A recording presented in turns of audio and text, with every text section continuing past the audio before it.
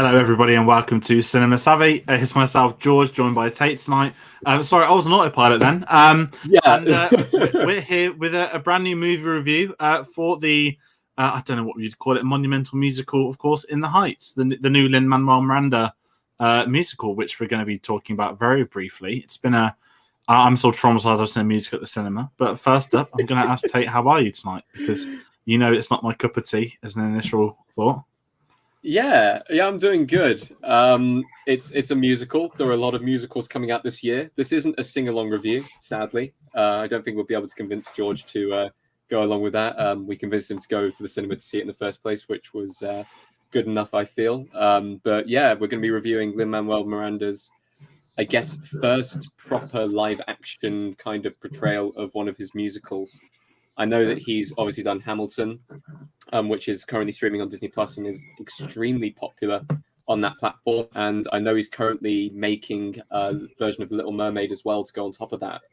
But this was his first musical that he wrote, I believe. And yeah, it's finally put onto the big screens. But yeah, I guess we'll go into socials before we go into the actual review. Definitely. So this doesn't technically come out until this Friday the 18th. So there have been a lot of early screenings up and down the country. And I believe this is already out in American cinemas on HBO Max in the States. So we're going back to that UK gets it second for some reason attitude. And so if you have seen it, comment yours. We're not going to do spoilers on this one. We're going to keep it pretty fresh. A lot of people wouldn't have seen it by now if they do want to dare to watch it. But if you're new to the channel, if you sort of don't follow us, there are some musical reviews. I think there was Singing in the Rain. And has there a La La Land? That may be the extent of musicals on the channel. I believe so. But in the meantime, get us on our socials, which is Facebook at Cinema Savvy, Twitter at cinema_savvy, letterboxd.com and /Cinema Savvy, and of course the link in our TeePublic store is in that description down below. You can pick up some merch there. But yeah, actually, this is In the Heights. I'm gonna go into this one straight away. We always talk about our thoughts heading in, and this is really weird because this is a film where I only knew it via reputation that it was a Lin Manuel Miranda musical, and it's the one that's not Hamilton. That's my extent of knowledge. Musicals is a genre that it's not that I'm not a fan.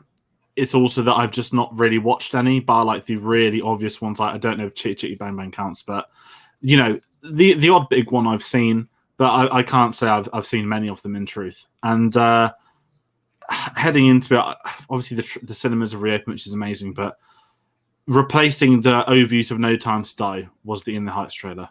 I think I've been to the cinema 9 times since it's reopened, and this was, I think I've had at least 4 trailers for it, and it's the same trailer. And every time it started, I just kind of sat there wincing, saying, I've got to watch this film when it comes out. More of a got to, not like I'm really desperate to. It's more of a I have to see it, because this may be in the Oscar conversation next year for a couple of things. But thoughts heading in, I didn't know if I was going to watch it. Not until I sat down in the cinema. I woke up last Friday in an awful mood. I think I even was ranting on Twitter. But do I really want to watch it? Do I really want to skip the Italy game? And I ended up at the cinema that night. It was hot. I was bored, but I ended up going still. And that's where I'm going to leave it until we actually get into it. Yeah, so I have seen Hamilton before this. So I have seen a Lin Manuel Miranda kind of musical. I saw the Disney Plus version.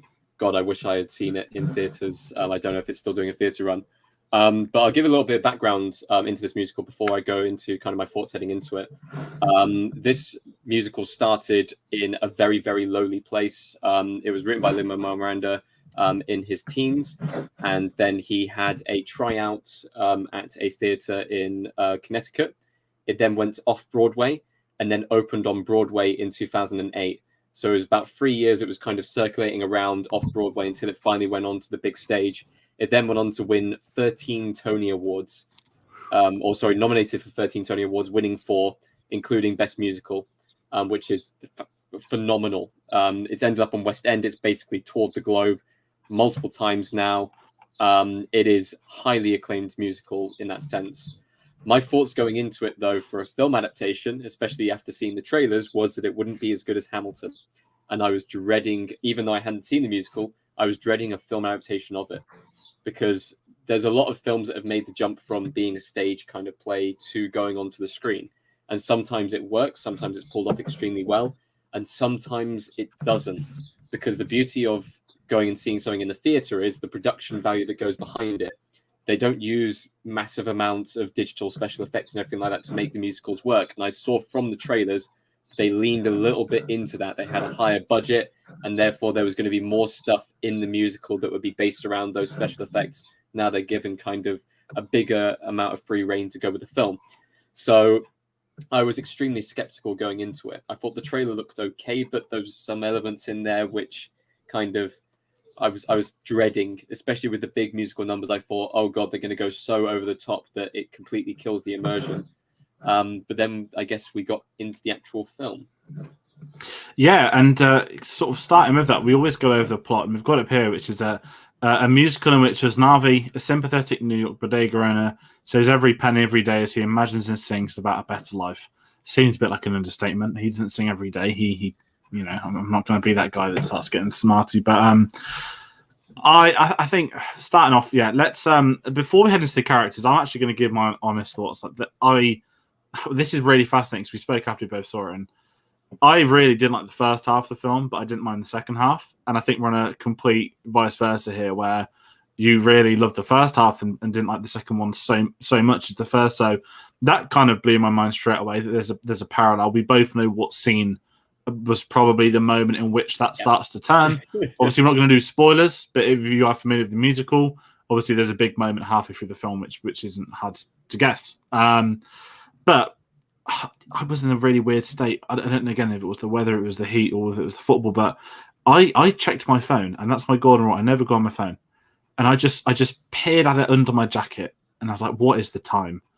And I was under halfway through, and I just let out this groan. And I still had a drink and stuff, and I was debating going. I'm going to be truthful. I was debating leaving, but it's more so. It's not. I mean, I can take this at full sense as well. I'm not going to criticize the production values. I can't really critique the songs because my knowledge of music was so limited. I don't know if this is good or bad in that sense, but I can't fault how the film is made right now, and that's, I guess, a good thing. But my personal interest in it wasn't there, and maybe that's the genre, maybe that's the characters, because I think we're going to get into them shortly. But there was something missing, and then suddenly something started to click, and that was a very weird experience. I've not had that for a while. I've never left a film, and I would have felt quite bad in truth leaving this one. Yes, it was very long. But I've not walked out of many poor films, even Grimsby. So it would have been weird to have left this in absolute truth. But something wasn't clicking. Maybe I had biased thoughts heading into the screening. I don't know. But there are a lot of people very excited for this release. So I know I'm in a minority. And I think this is sitting at, is it 97% on Rotten Tomatoes? It's something like that, insane. Yeah. But that's my really basic initial thoughts on this. So, like we said, this film is split very much into two halves. Something that I do know about this musical is that actual event, which happens dead center of this film, doesn't actually happen dead center in the actual musical, which is fascinating when it comes to how it's actually built. I believe it comes like midway through the second act, which is kind of crazy to think about it in that way. But this film is very clearly split into two halves, and I think they've done that on purpose, so you can have a before and after of certain events that.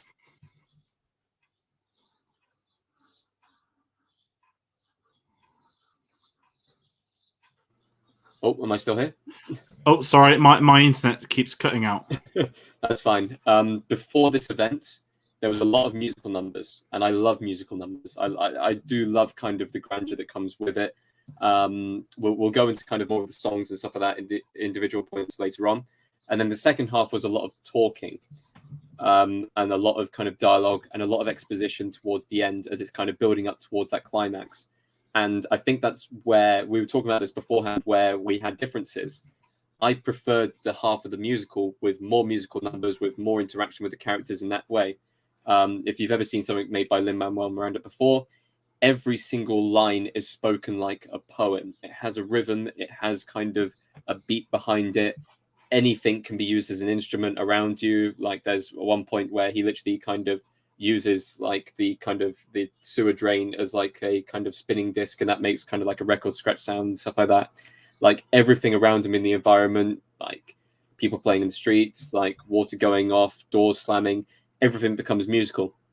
In the second half, I feel like a lot of that energy is taken out of the film because there's a lot more dialogue. There's a lot less of the musical numbers. They feel like they're more I want to say conventional musical numbers towards the end. There's kind of talking, stop, and then they go out into song, and then they kind of go back to talking and stopping. Whereas before, in the first half of the film, there's a massive flow of songs that go back to back to back to back to back in that kind of style that Lin Manuel Miranda is now known for, where everything just flows together and it moves along very smoothly. That's just my kind of honest thoughts from that point. No, and I think that's what's interesting, is that because, you know, when I'm watching a film and even its musicals, I don't mind the singing. It's more like I'd like to know what's going on, and it's when every word becomes. And I didn't mind the rap stuff. I knew that about Hamilton, that his musical style is different. You get more rap stuff, and the opening song I didn't mind and stuff, most of it, and then it's got a very different sort of build up, and then it gets into, to me, that more stereotypical stuff. And that's when it's like, okay, just please give me a sentence. And then, you know, they say a line, and then the next song starts. And that's where I tend to drop off. And I think, in truth, it's because I didn't dislike the main character, but I didn't really like him too much. I don't think he was that interesting, which we've spoken about. So let's talk about Usnavi, which I love the reveal of the name, actually, and the origin of it. Played by Anthony Ramos. This is where I'm torn, because I don't dislike his character. He's quite a likable character, but I struggled with him in a lead role, and I just think that some of the other characters around him are more interesting.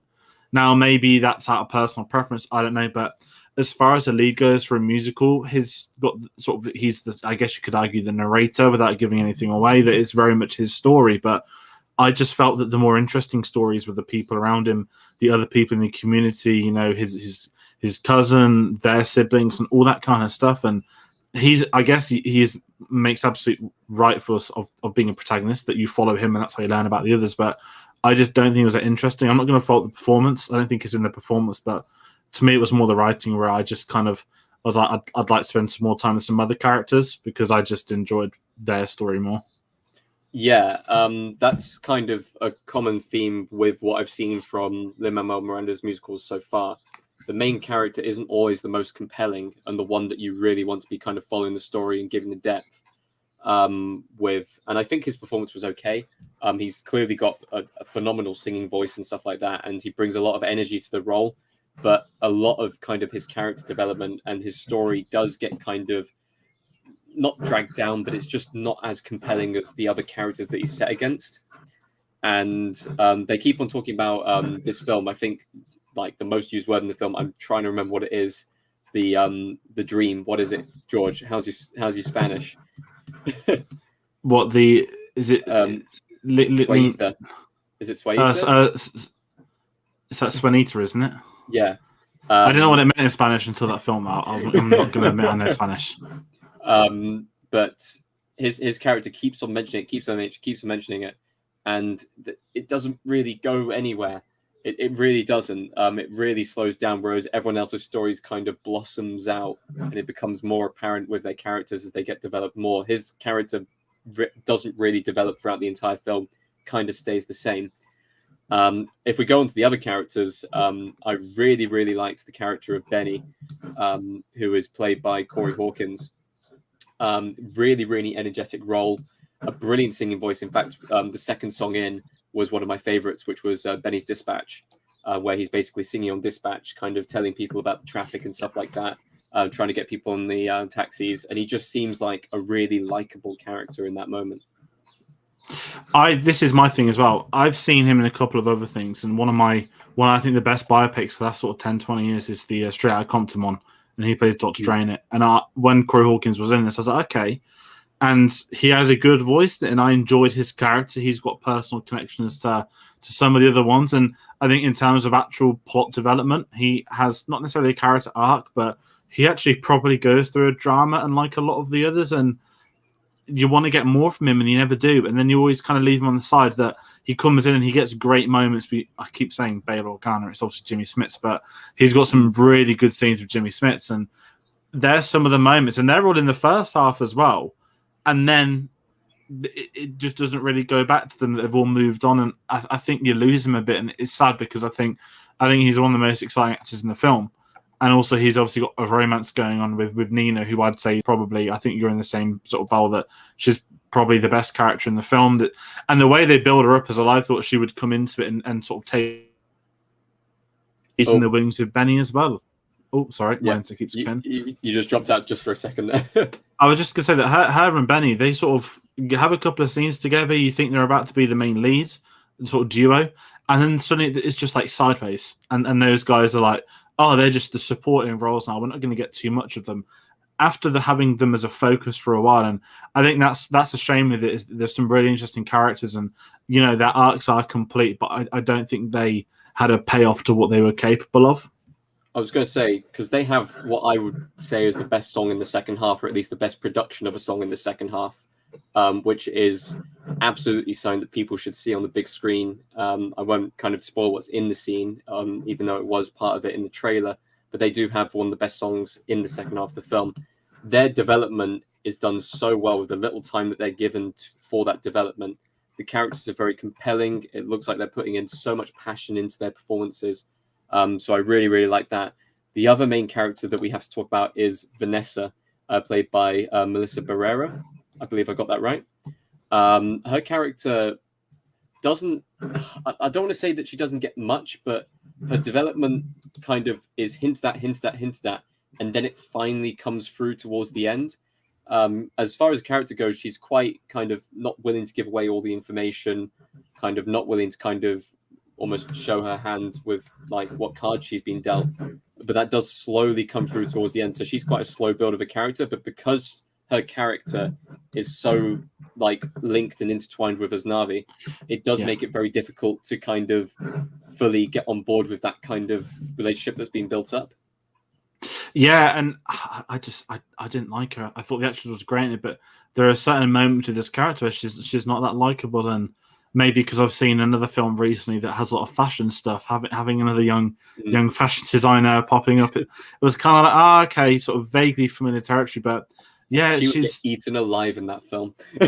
Yeah, and this is what I thought, that I didn't mind her again, but she came into it more and more, and I just think, I kind of don't want you guys to get together. Like, it's a bit, not creepy that it just keeps giving me free coffee, but they build it from the start, and I don't think the chemistry is fine between them again. But I think when you look at sort of Benny and Vanessa, they're the ones you'd probably much rather spend time with rather than Nina and Usnavi. And I know that it's the core, that it's the protagonist that you want to see the couple get together, but there are more interesting stories going on around with the people around them. And I know we're not going to sort of give them own segments, but the whole, I love the hairdressers, and that's a very typical musical sort of comedy thing, like a secondary setting, the comic relief supporting characters, and I think they're great. And obviously, as we mentioned, we have Jimmy Smits and his storyline with Nina, because he plays the father.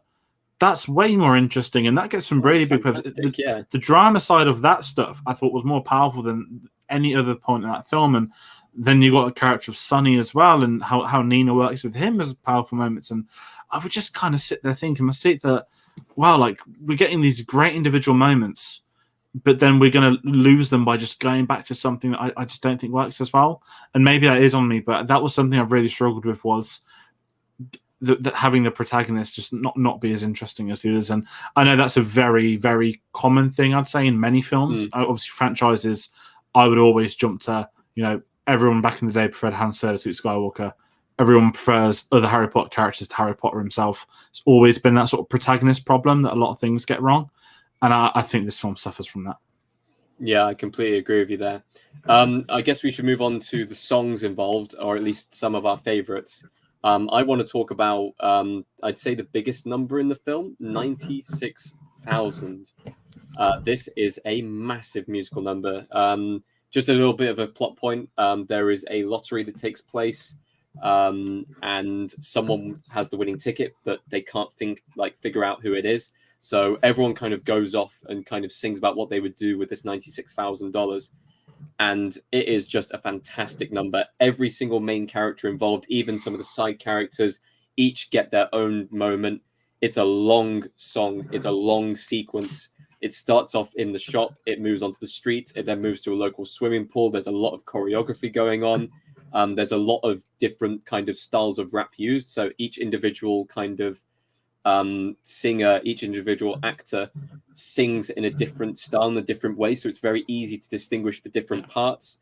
It is just so well put together, and it's such kind of a big moment in the film because it has everyone at the highest kind of point of energy. Like, it is just really, really well put together. And I think that song works for the characters as well as what you said, that it doesn't sound like you've got 6 different people singing the same one song in the same way. Everyone gets their own spin, their own location, their own backing singers and whatnot around them. And I think, again, that's one of those more interesting things. And that's going off that Lin Manuel stuff, that what you mentioned earlier, that they use the environment as sort of instruments. I think this song probably captures that best out of the entire soundtrack. I know that the main song is obviously the one from the beginning. I don't actually know the name of it. I'm assuming it's just called In the Heights. Yeah. How could you not clock it? And it's one of them where, you know, that's going to be the one you see wrongfully get pushed through the Oscars. That's going to be the one where, like, let's make a big singing dance, because I think the best song in this is the one sung by Abuela, which is the key sort of dramatic moment. And I don't know if it's. It feels more opera, and it's what I wasn't expecting. That yes, it's very much, that's the most sort of musical scene of them all, where you can picture one actress on stage, you know, with the whole audience watching. That's very much that, and I know that she played her in the original musical. So I think the actress' name was Olga Meredith. Yeah, and you know, yeah. So the song's called Paciencia y Fe. And just to describe the song without kind of spoiling anything from the film, it's a song that basically tells the entire story of her life and how she managed to kind of get into Washington Heights. And it is phenomenal. All the stuff that it kind of goes through, kind of the settling in, the feeling alienated. It basically gives you a 5-minute run of like the experience of being from a Latin American country and coming into the big city, into New York, hoping for a better life. And it is so well sung, so passionately sung. You can tell that she was in the original musical. You can tell that she was from that production, because those kind of characters who are transferred over, you immediately know that is a performance that has been done thousands of times, that has been perfected over those times. And it is just, it's a kind of heart-stopping number. It's so well done and so well pieced together. The choreography in that one, the lighting, there wasn't, and this is what I was talking about before, when kind of thinking about things that could be negative going into the film, the CGI used in some of the numbers, which I think does work in this one, where it's very minimally used, but didn't work in some of the other numbers. This one used it perfectly to take you back in time to those situations.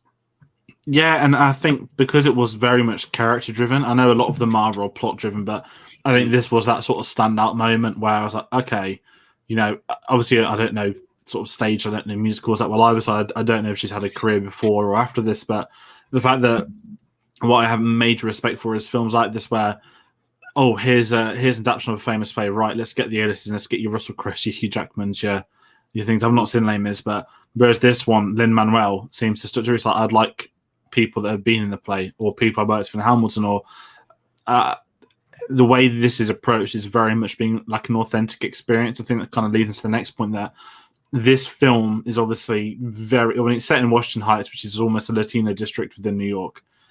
And more than anything, obviously, we were sort of chatting before we hit live about how to say it. Over here in the UK, that Latino, I don't want to say divide because it's not a division. It's very much, if you look at sort of race problems in America, representation.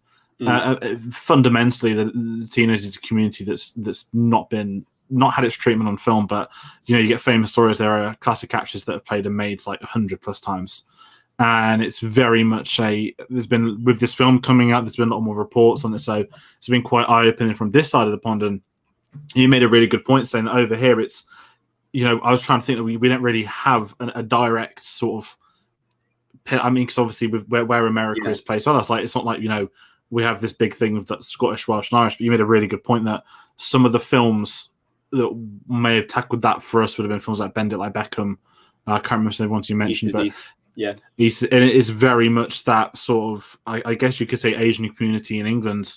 And I thought there's a really good sort of comparison point, because I was kind of like, yeah, like those films were massive, and people that aren't aware of the sort of, I don't want to talk about like percentages of populations and that kind of stuff, but you look at a lot of the problems you have today, and you do get that. And Razam has been on the news again this week as a British Muslim, that he is trying to change a lot of the industry, the representation of Muslim roles, you know, always playing the terrorists, this and that. And it's been really interesting reading into some of the stuff within the Heights, because I've seen a lot of people on my Twitter that have seen this. A lot of them are sort of American. Most of my Twitter is American, and a lot of people with sort of Latino backgrounds or have come from these countries were singing this praises. And absolutely, I can understand that culturally, looking at it from England, it feels like it's very much a Black Panther type sort of cultural phenomenon. And, you know, they've been doing screenings of it in those districts. And obviously Lin Manuel's background as well, the cast they went for, they didn't just slap bang English and Americans left, right, and center. They,